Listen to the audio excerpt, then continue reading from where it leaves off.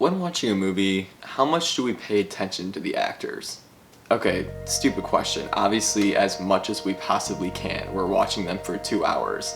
They're subject to our scrutiny, they're recipients to our praise, but they probably don't care what an 18-year-old thinks about their performance because I am a mere ant to them. However, I'm not just talking about whether a performance is good or bad. I mean, how much attention do we pay to the actors themselves? Why was this actor chosen for this specific film? Are there implications with this actor when being assigned to a project? Is there more to it than just signing the most talented actor available? Well, considering there's an entire career dedicated to casting actors in movies, I'd say it's a little deeper than, oh, Tobey Maguire's auditioning, let's hire him. And that's something we don't often pay attention to, and I, for one, like to get to the bottom of it.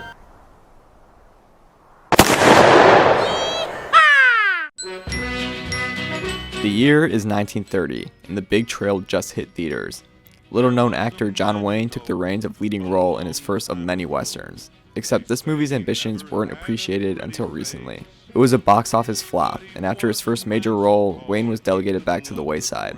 Wayne starred in dozens of B-movies and small westerns, eventually going on to redefine the genre by playing it rough. He introduced a new type of hero, one that didn't play kindly, a real tough guy. Outside of films, he was known as a true American, trying his best to enlist in the army and refusing to work on, quote, un-American films, such as All the King's Men. This patriotic attitude off-screen and presence in the western as a rough and tough hero created a strong association between him and the genre. And nowadays, you can't take one glance at the frontier without hearing his silky smooth voice. Along with his presence in westerns, Wayne took on a lot of roles in the war genre, again complementing his off-screen persona. His brand, appearance in war and western movies, and tough guy attitude in these films made Wayne a bona fide star, acting as a representation of America itself. This serves two important roles in the conversation of casting, one being the more practical side of printing money at the box office, and the other being the importance of an actor's brand. Wayne is a perfect example of how star power is a key aspect to how successful a movie has the potential of being. Adjusted for inflation, Wayne has more than a couple movies that topple the $100 million mark. Definitely nothing to shake a stick at. Meaning, Wayne's presence in a film simply meant more people would want to see it. If a movie had that name on the poster, you knew it would rake in the dough. In this way, casting has the power to give credibility to a film. We see this in the modern day as well. For example, it's hard to think of a time where Good Will Hunting wasn't the greatest movie ever. You've got true Bostonian Ben Affleck, bowl cut Matt Damon, and a Robin Williams so kind-hearted you can't not want him to be your grandpa. Except, at the time, Damon and Affleck were nobodies, and it was Williamson's decision to join the film that finally made it credible for executives. Similarly, Joker was kind of, well, a joke until Joaquin Phoenix signed on. These casting decisions proved to be a massive success not just because they were fantastic performances, but because the names associated brought attention to the film, which made them watchable in the audience's eyes and producible in the execs. However, Wayne's time in the spotlight shows us more than big actors make small movies big. I probably didn't have to tell you that, and maybe I don't have to tell you this either, but please keep watching. Wayne's association with the genre and off-screen attitude displays the power of an actor's brand, and introduces the meta-importance of assigning an actor to a product. If you saw a movie that had John Wayne attached, you knew you were seeing a flick about a tough guy hero fighting for some sort of American ideal. Sounds fun, am I right? Essentially, the actor's brand focused the content of the film. This is similar to typecasting, which is more of an actor playing the same role in every movie they're in. From my understanding, this is a bit different than branding, as an actor's brand is more based on aesthetics in previous works that create a certain persona, resulting in similar but still somewhat diverse roles. For example, look at Michael Cera. He has the brand of the earnest nerd, so it would be pretty confusing if in Superbad he played a smoking hot high school jock. I mean, no offense to the guy, I love Cera, but his brand, aesthetics, and attitude as a person created a type that delegated him to certain roles. And it works. Who else could have played Scott Pilgrim?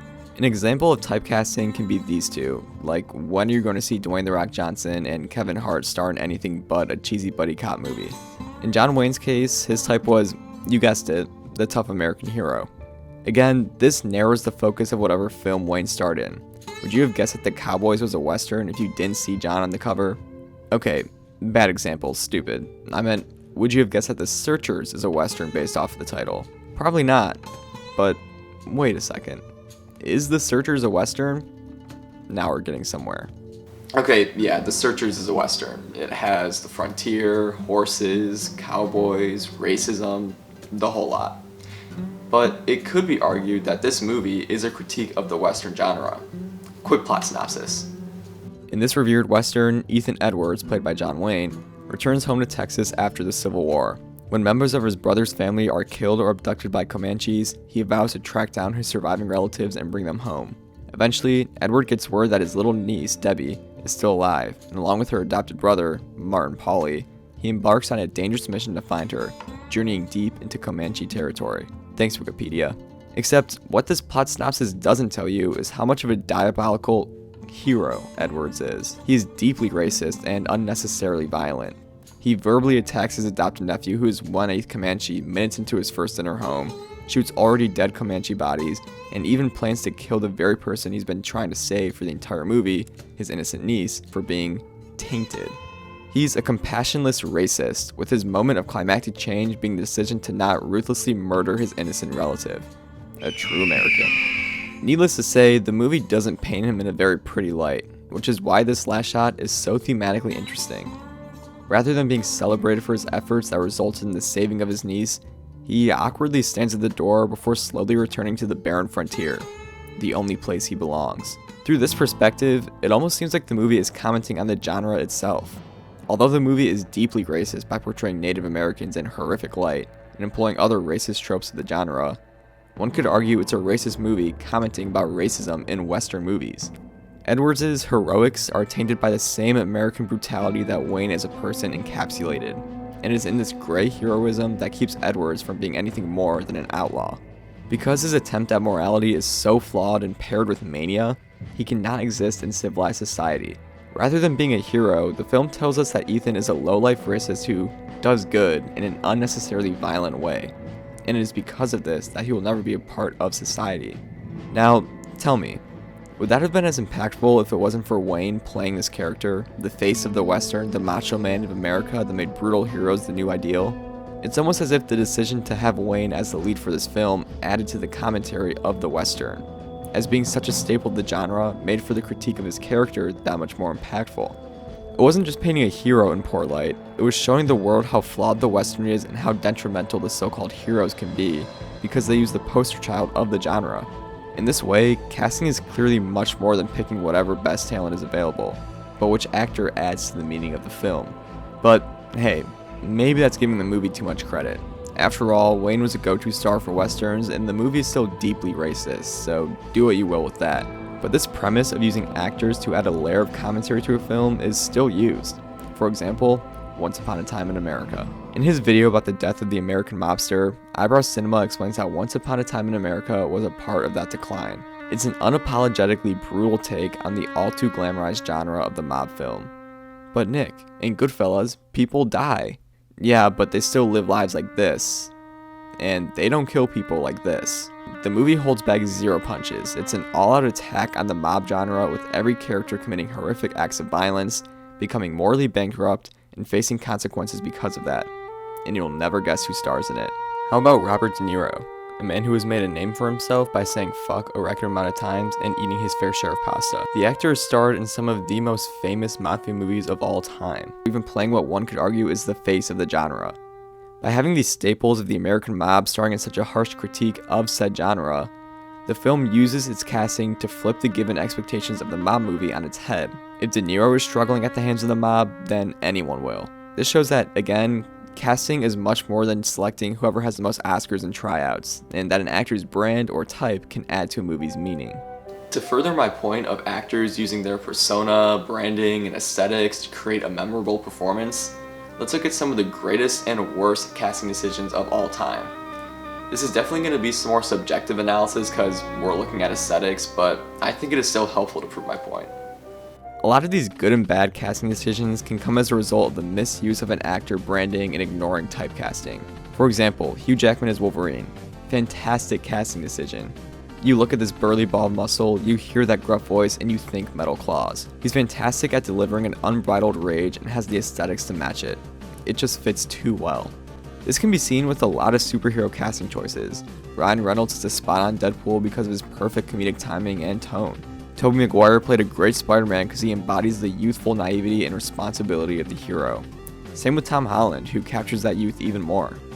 And of course, there's Robert Downey Jr.'s Iron Man, who's basically always in character because his off-screen attitude just matches the character so well. In fact, this could end up being a case where a character fits so well that they may never escape their most iconic role.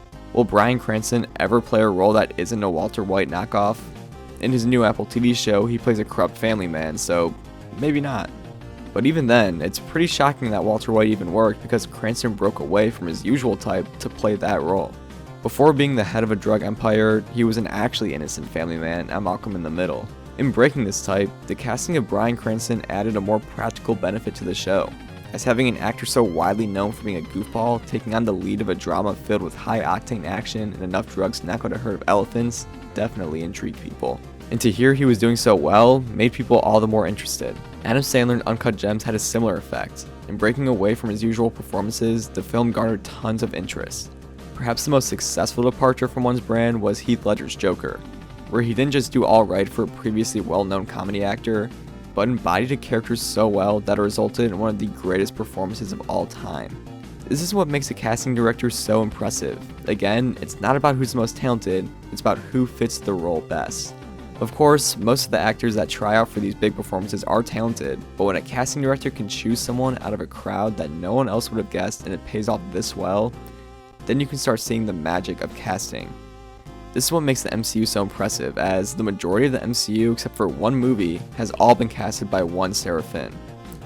Even more impressive, a lot of these characters weren't stars. It was a gamble to hire RDJ at all, much less as the heart of the MCU. Chris Evans was a hothead in basically every movie he was in up to this point, so putting him in the position of America was risky. Half of the MCU actors were made by the MCU, and that eye for talent and comic accuracy is truly impressive. Oh, and can you guess which movie wasn't cast by Sarah Finn? The Incredible Hulk, aka the one where the lead actor left because he didn't like the situation he was in. Going back a few steps, the Cranston, Ledger, Sandler trio all show that breaking away from tradition can work, but only to a certain degree. As we said before, some of the worst casting choices of all time are those that completely ignore an actor's brand. Not if we control their minds. Take Vince Vaughn in Psycho, where a straight-up comedy actor was chosen to play one of the most iconic villains in all cinema. Not every actor is a typecast actor, but most actors do have a brand that creates expectations that audiences carry into the film. And this is a case where a comedic actor just wasn't convincing enough to play a ruthless villain. And the movie just sucked. Similarly, Topher Grace as Venom in Spider-Man 3 was a failure because he is another comedic, sweet guy branded actor that just couldn't pull off the menacing villain role. Again, look at Jesse Eisenberg in Batman v Superman. Eisenberg isn't necessarily a typecast actor where he only plays one character in strictly comedies, but he does have the brand of a nerdy guy, and that's just how the cookie crumbles. So why would you choose him to play a menacing arch-villain that is in the comics shockingly ripped? They couldn't escape his branding, so they just made Luther more Eisenberg-y, a little more weird, which not only works against Lex's character, but makes the parts where he is supposed to be a tough, menacing villain just not work.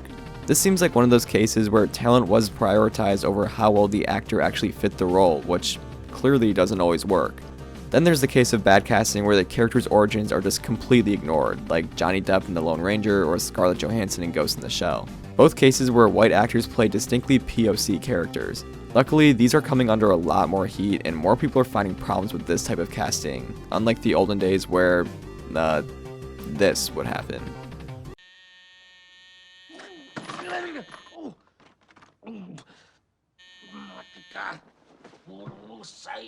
All this to say that casting is more than just choosing whoever looks the best on a movie poster or is the most talented. Casting is a delicate decision that can make or break a movie. When choosing an actor, one has to take into account the genre of the movie, the themes and meaning behind the movie, the persona and branding of the actor, the character they're playing, and the implications of assigning this actor to this role. It's a decision that holds a lot more importance than we initially think, and for that, I applaud casting directors for their masterful understanding of both film and advertisement. Lord knows I could not do it. Seriously, how did they choose Vin Diesel for Groot and why does that work so well? Welcome to the outro, and thanks for 100 subscribers. Hopefully I don't lose subscribers and then this video becomes obsolete with that message, but hey, we're here, I appreciate it, I'm going to keep making content, and because it's summer now, Hopefully I'll be able to make more quality content and just more content in general, so get ready for that. Thank you again, like and subscribe, and yeah, I'll see you next time. Peace.